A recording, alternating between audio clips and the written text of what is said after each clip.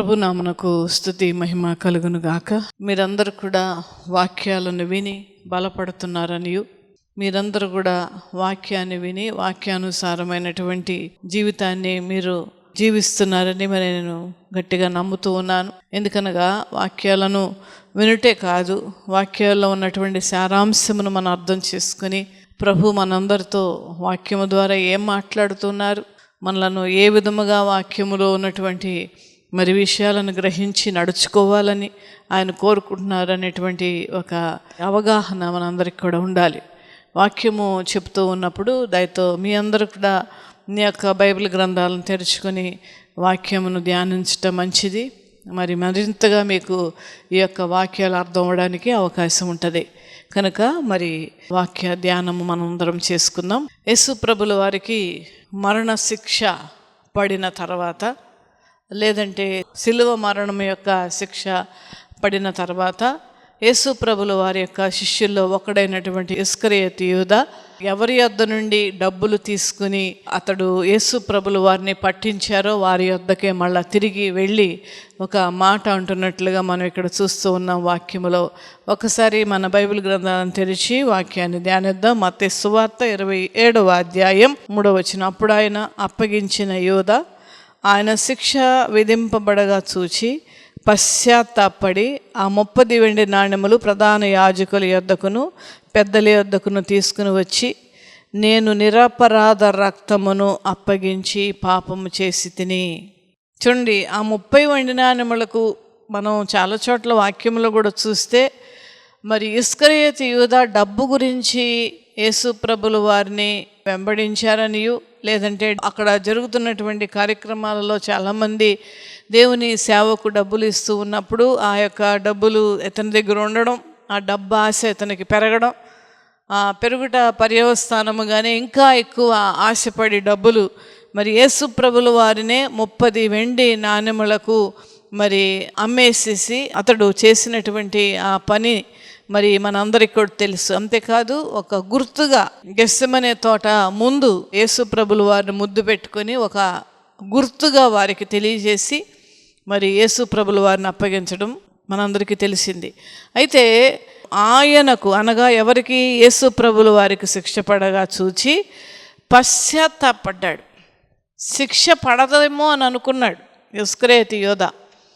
కానీ ఎప్పుడైతే శిక్ష పడిందో సిలువ మరణానికి ఆ యొక్క మరి అందరూ కలిసి అక్కడ ఉన్నటువంటి గవర్నర్ అయినటువంటి పిలాతు కానీ అక్కడ ఉన్నటువంటి మిగతా వాళ్ళందరూ కూడా కానీ మరి ప్రత్యేకముగా శాస్త్రులు పరిసయ్యులు మరి ప్రధాన యాజకులు వీళ్ళందరూ కూడా కలిసి యేసును అప్పగించి సిలువ మరణానికి మరి ఆయనకు పాత్రుడుగా చేసినప్పుడు అప్పుడు పశ్చాత్తాపడ్డాడు ఈ ఇస్కరియోతు యూదా. పశ్చాత్తాపడి ఆ 30 వెండి నాణెములు ప్రధాన యాజకులకు తీసుకుని వచ్చి ఒక మాట అంటూ ఉన్నాడు, నేను నిరపరాధ రక్తమును అప్పగించి పాపము చేసి తిని.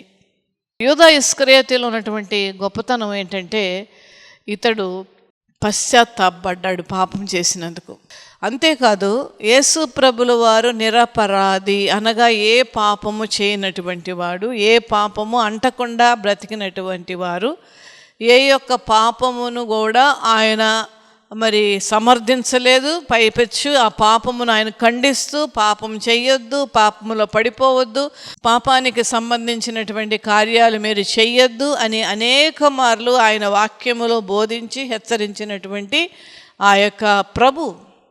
ఆయనలో అక్కడ కూడా అపరాధం అంటూ లేదు, ఆయనలో ఎక్కడ కూడా పాపం అంటూ లేదు, ఎక్కడ కూడా ఆయనలో దోషం అంటూ లేదు.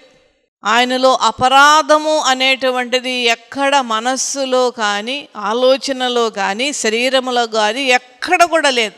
అది ఎవ్వరు కూడా స్థాపించలేరు. బైబిల్ గ్రంథాన్ని మొత్తము చదివినప్పటికీ కూడా ఆయన మాటలేంటి, ఆయన చేతలేంటి, ఆయన జీవించిన విధానం ఏంటి, ఎక్కడ కూడా ఆయనలో పాపము అనేటువంటిది ఎవ్వరు కూడా చెప్పలేరు, చెప్పజాలరు. ఎందుకనగా ఆయనలో పాపము లేదు. దానికే సాక్షిగా ఇస్కరియోతు యూదా చెప్తున్నటువంటి మాట ఏంటంటే, నేను నిరపరాధ రక్తమును అప్పగించి పాపము చేసి తిని. ఒప్పుకుంటున్నాడు. అని చెప్పిన తర్వాత ఆ యొక్క వెండి నాణెములు తిరిగి వాళ్ళకే ఇచ్చేశాడు. అంటే ఇతనిలో ఎంత పశ్చాత్తాపం వచ్చిందో గమనించండి, ఎంత మారు మనసు వచ్చిందో గమనించండి, ఎంతగా అతను చేసిన తప్పును అతడు ఒప్పుకుంటున్నాడో చూడండి. ఆ 30 వెండి నాణెములు అంటే ఈ యొక్క ప్రాసెస్లో ఆ నాణ్యములతో ఆయన ఏం కొనుక్కోవడం కానీ, ఏదైనా పొలాలు కొనడం కానీ, ఏదైనా ఆస్తులు కొనుక్కోవడం కానీ ఏం చేయలే. అది అలాగే ఉన్నాయి. అదే సంచిని మళ్ళా తీసుకుని వచ్చి వాళ్ళకి అప్పగించేసి, తీసేసుకోండి నాకు వద్దు అని చెప్పినప్పుడు వీళ్ళందరూ ఏమంటున్నారంటే, మాకేం పని అంటే ఎంత బాగా తప్పించుకుంటున్నారో చూడండి. వీళ్ళందరూ కూడా ప్రధాన యాజకులు అనేటువంటి పేరు కలిగినటువంటి వారు, సంఘములో పెద్దలుగా ఉన్నటువంటి శాస్త్రులు, సంఘములో పెద్దలుగా ఉన్నటువంటి పరిసయ్యులు, వీళ్ళందరూ కూడా యేసు ప్రభుల వారిని ఎప్పుడూ కూడా ఆయనను ఆటంకపరుస్తూ, ఆయన చెప్పినటువంటి మాటలను వక్రీకరించడం అంటే అర్థం ఏంటంటే దానికి వేరే అర్థం చెప్పటం, ఆయన చెప్పినటువంటి మాటలకు వేరే అర్థాలు తీయడం, ఆయన చూపిస్తున్న కరుణకు, ఆయన చూపిస్తున్నటువంటి కనికరమునకు వీళ్ళు సంతోషపడక మరి ఆయననే ఆ యొక్క మంచి మాటలు చెప్తూ ఉన్నప్పుడు వాటిని అర్థము చేసుకొనకుండా ఆయన జీవితమును, ఆయన చేసినటువంటి అద్భుతాలను, ఆయన చేసిన ఆశ్చర్యకార్యములన్నిటినీ కూడా వక్రీకరిస్తూ ఉన్నారు వీళ్ళు. అది ఇప్పటికీ కూడా జరుగుతూ ఉన్నదండి. ఆశ్చర్యకరమైన విషయం ఏంటంటే ఆ యొక్క స్థితి ఎప్పటికీ కూడా జరుగుతుంది. యేసు ప్రభుల వారిని ఎంతమంది అర్థం చేసుకుంటున్నారు? యేసు ప్రభు సేవకులను ఎంతమంది అర్థం చేసుకుంటూ ఉన్నారు? ఆయన చెప్పినటువంటి బోధలను అర్థం చేసుకున్నటువంటి వారెవరు? చాలా భయంకరమైనటువంటి పరిస్థితులు వచ్చేసినాయి. ఆయన జీవితమును, ఆయన చెప్పిన వాక్యములను వక్రీకరించి సమాజములో తప్పుడు మాటలను, తప్పుడు సిద్ధాంతాలను జొప్పిస్తున్నారు. జొప్పిస్తూ అంటే అంటగడుతూ ఉన్నారు. దీనిలో అజ్ఞానులైనటువంటి వారు చాలామంది అవి నమ్ముతున్నారు కూడా. అందుకనే ప్రభువు కూడా చాలాసార్లు మనకు హెచ్చరిస్తున్నారు వాక్యము ద్వారా, అజ్ఞానులు కాక జ్ఞానులై ఉండండి అని చెప్తూ ఉన్నారు. ఎందుకనగా మనం సమాజంలో మనం ఉంటూ ఉన్నప్పుడు, ఈ యొక్క మానవాళితో మన యొక్క మనుగడ సాగిస్తూ ఉన్నప్పుడు ఎవరు ఎలా మాట్లాడుతున్నారు, ఎవరి పరిస్థితి ఎలా ఉన్నదని తెలుసుకుని ఒక జ్ఞానయుక్తంగా మనం జీవించాలి. బోధలు చేసేటువంటి వారు కూడా సత్యవాక్యమును సరైనటువంటి రీతిలో బోధిస్తున్నారా అనేటువంటి విషయాలను గ్రహించి ముందుకు వెళ్ళాలి దేవుని బిడ్డలారా. కనుక చూడండి, ఇక్కడ ఆ యొక్క డబ్బులతో మాకేం పని, నువ్వే చూసుకోమని అన్నప్పుడు మరి ఆ ఇస్కరియోతు మరింత బాధతో వెనక్కి వెళ్ళిపోయి అతను ఊరి పెట్టుకుని చనిపోయినట్లుగా మనం వాక్యములో చూస్తూ ఉన్నాం. కానీ ఇక్కడ మనము అర్థం చేసుకోవాల్సింది ఏంటంటే నిరపరాధ రక్తమును, అపరాధము లేనటువంటి రక్తము. చూడండి, అపరాధము లేని వ్యక్తి అంటలే, ఇక్కడ అపరాధము లేనటువంటి జీవితం అంటల, నిరపరాధ రక్తము అంటే ఆయన రక్తములో కూడా పాపము లేదని ఇస్కరియోతు ఏదో ఒప్పుకుంటున్నాడు, వాళ్ళ ముందు ఒప్పుకుంటూ ఉన్నాడు. నాకు ఆశ్చర్యం కలిగించేది ఏంటంటే దేవుడు చేసినటువంటి కార్యాలను అనేక మంది చూస్తున్నా, దేవుడు చూపించినటువంటి కరుణను, దేవుడు చూపించిన ప్రేమను, దేవుడు స్వస్థపరిచేటువంటి విధానముని వీళ్ళందరూ చూస్తున్నారు, వీళ్ళందరూ కనుగొంటున్నారు, వీళ్ళందరికీ కూడా అర్థమవుతున్నది. కానీ వాళ్ళు ఎందుకు యేసు ప్రభుల వారిని దేవుని కుమారుడుగా వీరు అంగీకరించలేదనంటే వారి హృదయ కాఠిన్యం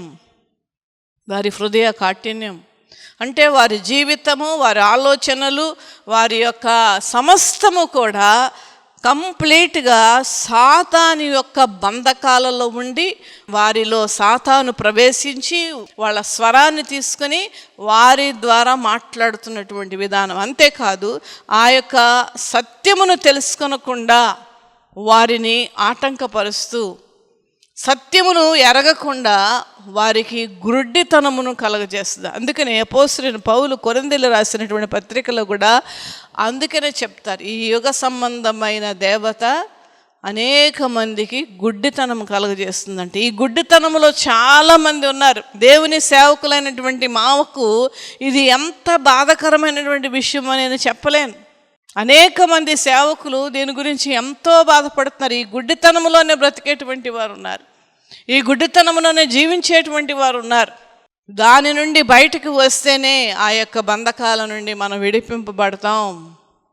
అంతేకాదండి, పిలాతు భార్య ఏమన్నది? న్యాయపీఠం మీద కూర్చున్నటువంటి ఆ యొక్క పిలాతుకు ఆమె ఒక చిట్టు రాసి పంపించింది. ఆ యొక్క న్యాయసభలో ఉన్నప్పుడు ఎవరు కూడా అక్కడికి రావడానికి వీలు లేరు. న్యాయసభలో ఉన్నటువంటి వారు, దానికి సంబంధించినటువంటి వ్యక్తులు, దోషులుగా నిర్ణయించినటువంటి వారు, దానికి ఆపోజిట్గా మాట్లాడేటువంటి వారు, వీరు తప్ప ఇంకెవరు ఉండకూడదు. రావడానికి వీలు లేదు పిలాతు భార్యకు అక్కడికి. కనుక ఈమెం చేసిందంటే ఒక లెటర్ రాసి పంపించింది పిలాతుకు. ఏమనంటే అద్భుతమైనటువంటి పాట, ఆ నీతిమంతుని జోలికి నువ్వు వెళ్ళొద్దు. ఎంత పవర్ఫుల్ మాట అండి ఇది. ఆ నీతిమంతుని జోలికి నువ్వు వెళ్ళొద్దు అని చెప్పినప్పుడు నేను అనుకోవడం, ఆ తర్వాతే ఆ పిలాతుకు ఆయన యాటిట్యూడ్లో కానీ, ఆయన ప్రభుత్వం మాట్లాడేటువంటి విధానము కానీ, ఆయన ఆలోచించేటువంటి విధానంలోగా మార్పు వచ్చిందని మరి నేను అనుకుంటూ ఉన్నాను.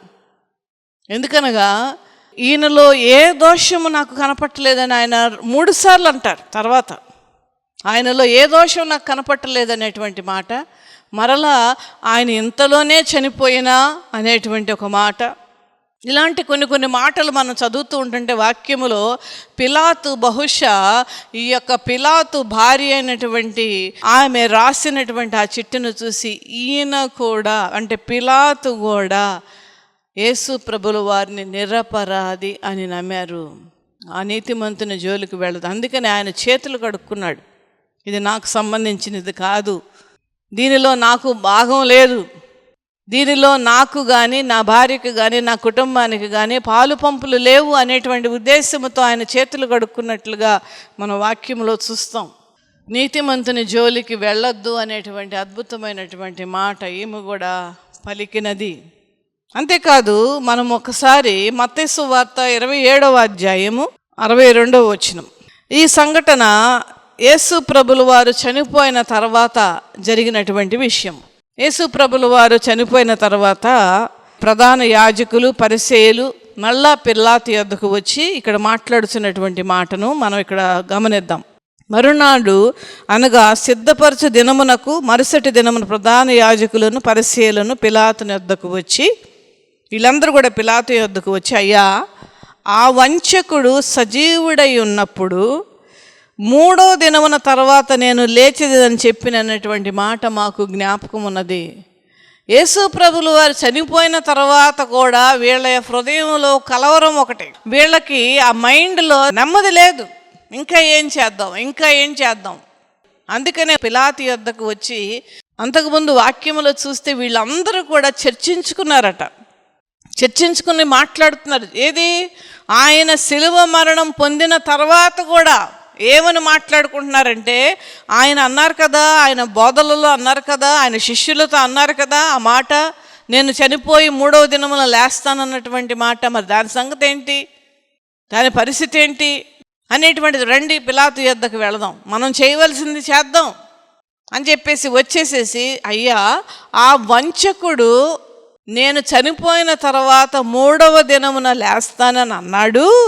ఇక్కడ ఆలోచించవలసినది ఏంటంటే, శిష్యులు కానీ, యేసు ప్రభులు వారి తల్లి కానీ, లేదంటే యేసు ప్రభును ప్రేమించినటువంటి ఇంకా వేరే వాళ్ళు కానీ, అనుచరులు కానీ, లేదంటే మరియా, మరి సలోమి, వీళ్ళందరూ కూడా ఉన్నారు కదా, వీళ్ళు కానీ ఎవ్వరు కూడా ఈ మాటను జ్ఞాపకం పెట్టుకోలేదు. కానీ వీళ్ళు జ్ఞాపకం పెట్టుకున్నారు ఇక్కడ 3వ దినమున లేస్తాడని. అందుకనే వచ్చి ఆ వంచకుడు అంటే డిసీవర్, ఇంగ్లీష్లో అంటే మోసగాడు అని అర్థం. ఎంతటి మాటను వీరు పలుకుతూ ఉన్నారో చూడండి.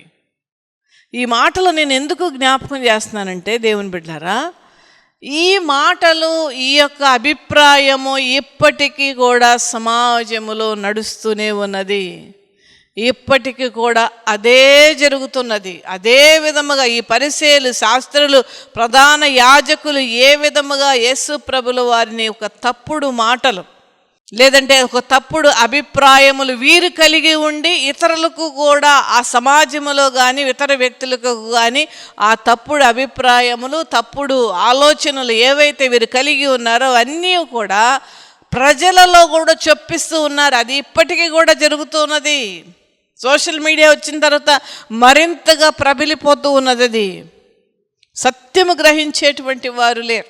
ఆ వంచకుడు ఎంత భయంకరమైనటువంటి మాటను, దేవుని యొక్క ప్రియమైన కుమారుడిని, ఏ పాపము ఎరగనటువంటి ఆయనను అన్నటువంటి మాట. ఆ వంచకుడు ఏం మోసం చూశారు వీళ్ళు యేసు ప్రభుల వారిలో? ఎవరిని మోసం చేయడం వీరు చూశారు? ఎవరిని మోసం చేసి అన్యాయముగా ఎవరి జీవితాలను యేసు ప్రభుల వారు నాశనం చేశారు? అబద్ధాలాడి ఆయన సంచరించారా? ఎవరినైనా తోలనాడారా? ఎవరినైనా తిట్టారా? ఎవరి మీదన్నా కక్షలు క్రోధాలు పెట్టుకున్నారా? ఎందుకు ఈ మాట అనవలసి వచ్చినది? ఆ వంచకుడు, ఆ మోసగాడు, ఏమి మోసము ఆయనలో ఉన్నది? ఎవరు స్థాపించగలరది? కానీ అన్ఫార్చునేట్గా ఈ యొక్క విషయాలు ఇప్పటికీ కూడా సమాజంలో నడుస్తూ చాలామంది అదే నిజమేమో అని అర్థం చేసుకొని మరి యేసు ప్రభుల వారిని రక్షకుడుగా అంగీకరించినటువంటి ప్రజలు అనేక మంది ఇప్పటికీ కూడా ఉన్నారు. ఆ వంచకుడు సజీవుడై ఉన్నప్పుడు 3 దినముల తర్వాత నేను లేచిదని చెప్పుట నాకు జ్ఞాపకం ఉన్నది. కనుక ఆ సమాధిలో పెట్టబడినటువంటి ఆయన శరీరమును, ఆ యొక్క సమాధికి మూయబడినటువంటి ఆ యొక్క తలుపులు మరి భద్రంగా చెయ్యాలి, ఆ భద్రముగా దానిని సంరక్షించాలి. ఎందుకు అంటున్నారంటే, చూడండి, యేసు ప్రభుల వారి శిష్యులు వచ్చి యేసు ప్రభుల వారిని ఎత్తుకొని పోయంట ఆయన మృతుల్లో నుండి లేచాడు అని శిష్యులు చెప్తారు.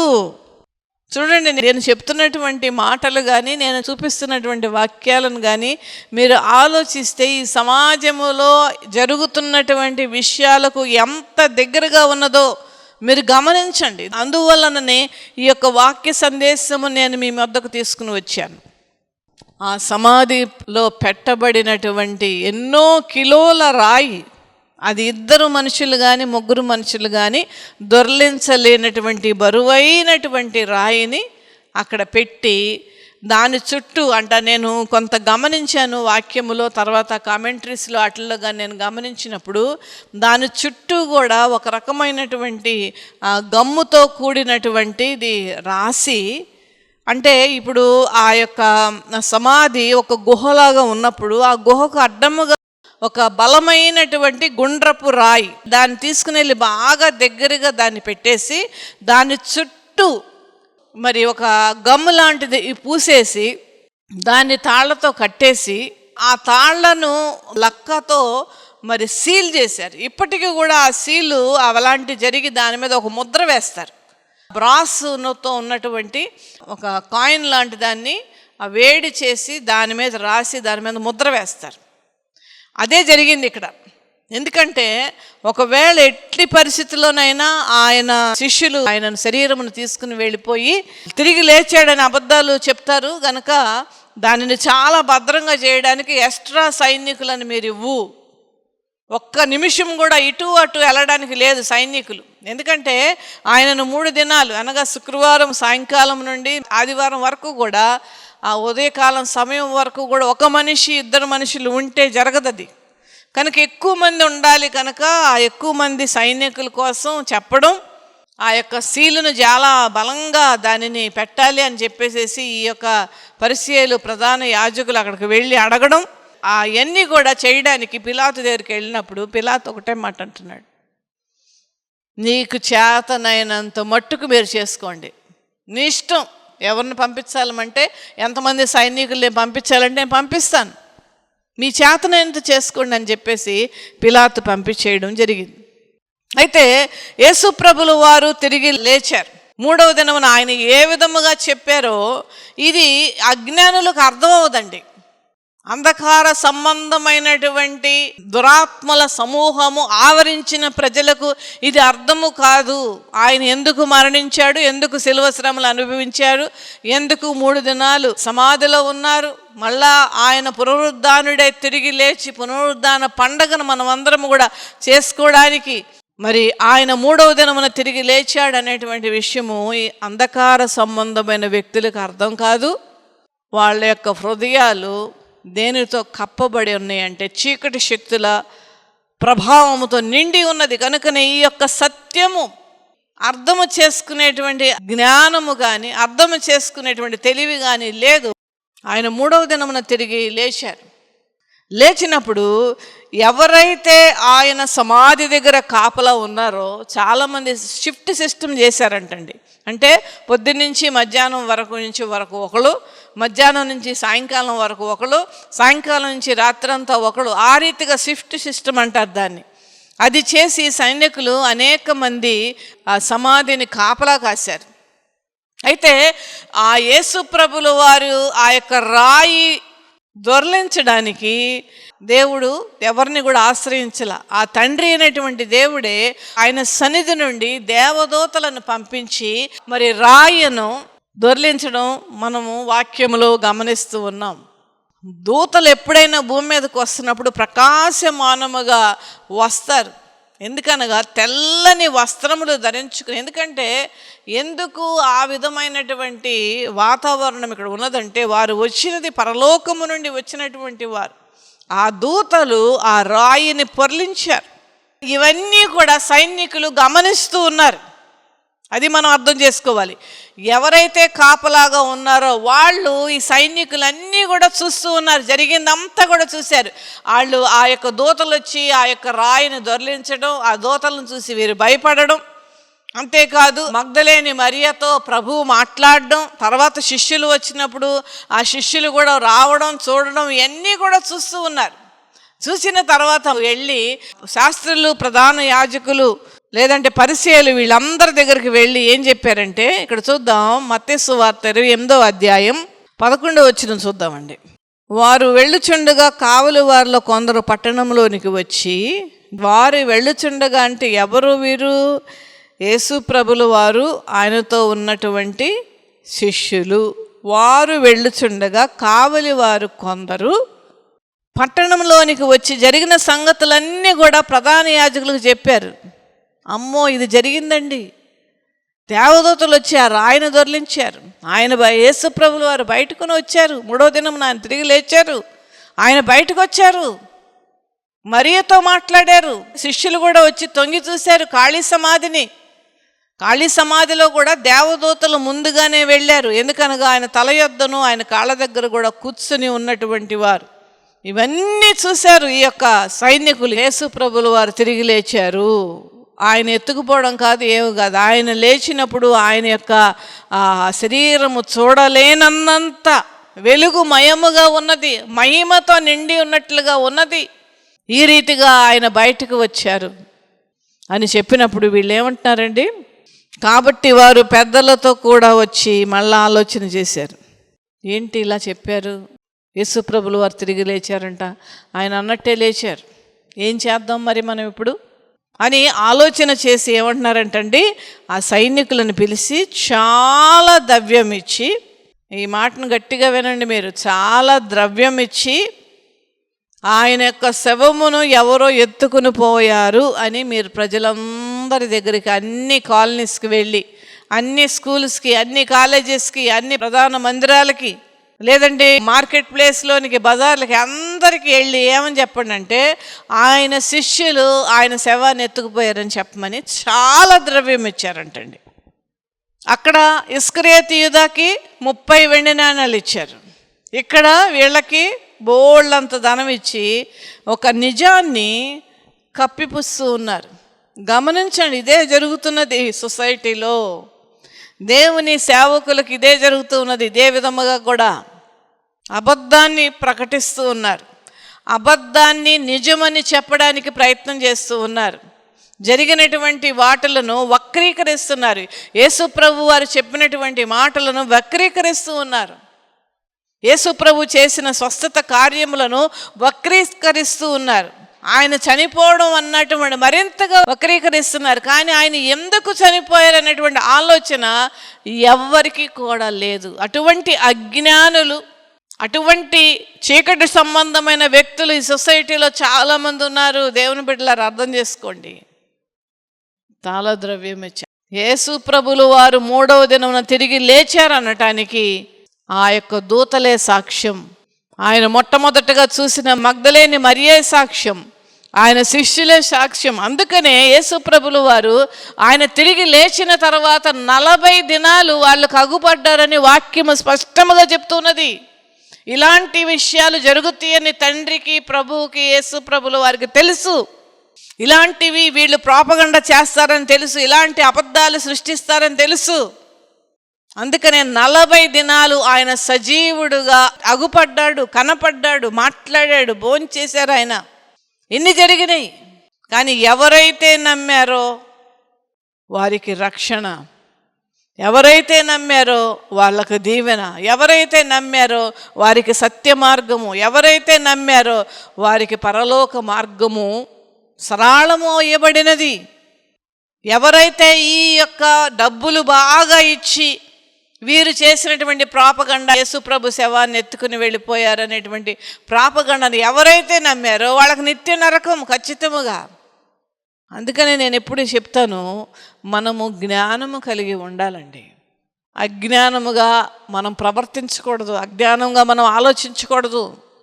చాలా ద్రవ్యం ఇచ్చి మేము నిద్రపోతున్నప్పుడేమో వాళ్ళ శిష్యులు వచ్చేసి శవాన్ని ఎత్తుకుపోయారని చెప్పేసి చెప్పమని ఇంకొక మాట అంటున్నారండి.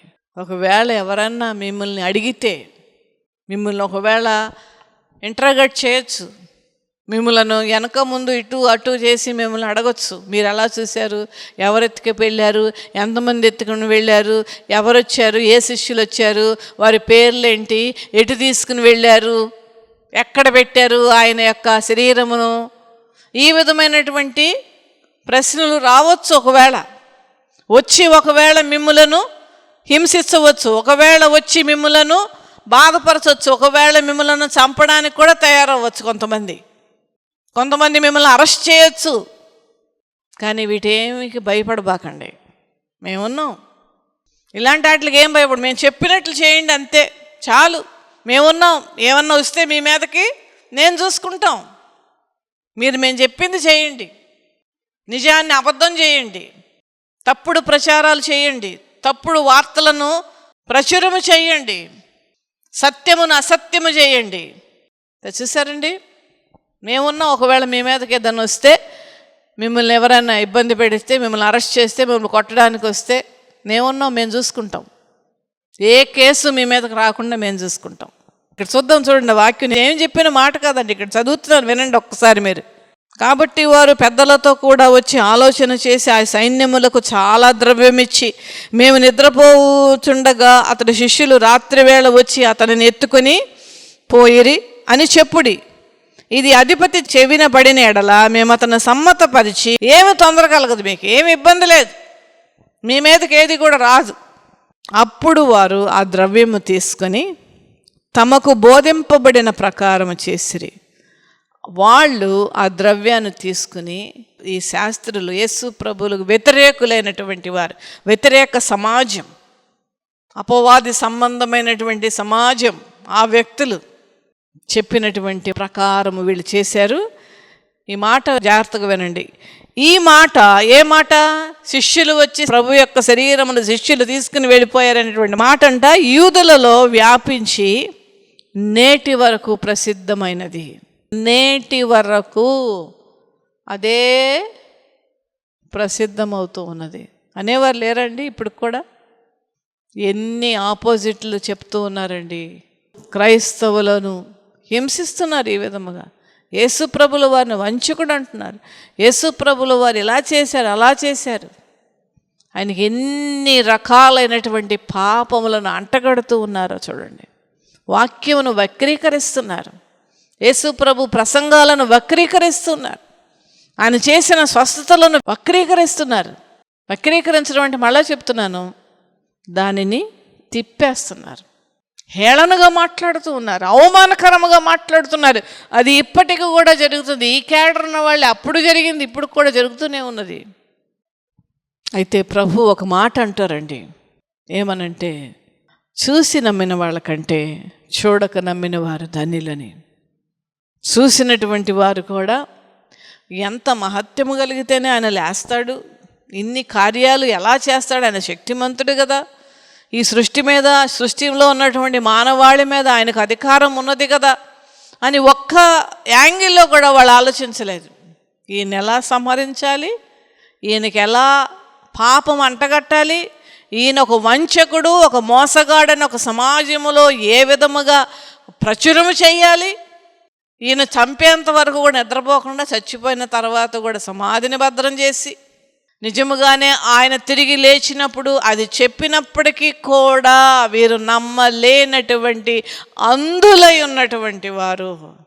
ఇలాంటి వారికి నరకము సిద్ధముగా ఉన్నది. ఇప్పటికీ కూడా అదే జరుగుతుంది. డబ్బులు ఇచ్చి సత్యమును అసత్యము చేస్తున్నారు. ఇన్ఫ్లుయెన్స్ చూపించి సత్యమును అసత్యము చేస్తున్నారు. జరిగినది ఒకటి, చూపించేది ఒకటి. జరిగినది ఒకటి, చెప్పేది ఒకటి. జరిగినది ఒకటి, దాని మీద ఎంత బురద చల్లాలంటే అంత బురద చల్లి సత్యముతో బ్రతికేటువంటి వారిని కూడా అసత్యుడు, పాపి, ఘోరమైనటువంటి పాపాలు చేసినటువంటి వాడు అనేటువంటి మాటలను ఇప్పటికీ కూడా పలికిస్తూనే ఉన్నారు. ఇప్పటికీ కూడా పలికిస్తే ఎంత విచారం అండి, ఎంత విచారం. కనుకనే దేవుని బిడ్డలారా, మనము చూడకపోయినను ప్రభు ఎలాంటివారో మనకు తెలుసు. ఆయన మనందరి పాపముల నిమిత్తం మరణించారని తెలుసు. మనందరి పాపముల నిమిత్తము ఆయన పరిహారముగా ఆయన యొక్క రక్తమును చిందించారని తెలుసు. ఆయన చనిపోయారని తెలుసు మనకి. ఆయన తిరిగి 3వ దినమున లేచారని కూడా మనందరికీ కూడా తెలుసు. అందుకనే మనందరికీ కూడా వాక్య జ్ఞానం ఉండాలి. ఏదైనా జరుగుతూ ఉన్నప్పుడు దానిలో ఉన్నటువంటి విషయాలను ఒకళ్ళు చెప్పినది ఒకళ్ళు చూపించింది నమ్మడం కాదండి. మనము మన జ్ఞానముతో ఆలోచించి దాని ప్రకారం నడుచుకునేటువంటి వారుగా ఉంటారు. ఈ పరిసయ్యులు లాంటి వారు ఇంకా సమాజంలో ఉన్నారు. ప్రధాన యాజకులైనటువంటి వారు ఈ సమాజంలో ఇంకా ఉన్నారు. శాస్త్రులుగా పిలువబడుతున్న వారు, సంఘ పెద్దలుగా పిలువబడుతున్నటువంటి వారు ఈ సమాజంలో ఉన్నారు. అదే సమాజంలో మనము కూడా బ్రతుకుతూ ఉన్నాం. జాగ్రత్త దేవుని బిడ్డలారా, జాగ్రత్త. అజ్ఞానుల మాటలు మనము నమ్మొద్దు. దేవుడు సత్యవంతుడు, ఆయన నిరపరాధి అని సాక్ష్యం ఇచ్చినటువంటి వారుగా మనం ఉందాం. ఆ అద్భుతమైనటువంటి యేసయ్య అడుగు జాడల్లో మనం నడుద్దాం. ఆయన తిరిగి రానై ఉన్నారు. ఆ తిరిగి వస్తున్నటువంటి సమయంలో మనం సిద్ధపడి ఆయన ఎదుర్కొనుటకు పరిశుద్ధులుగా మనమందరము కూడా ఆయన చేరుటకు ప్రయత్నం చేద్దాం. అటువంటి కృపా వాక్యం ఉన్న ప్రతి బిడ్డకి దేవుడు అనుగ్రహించును గాక. Amen, amen. God bless you.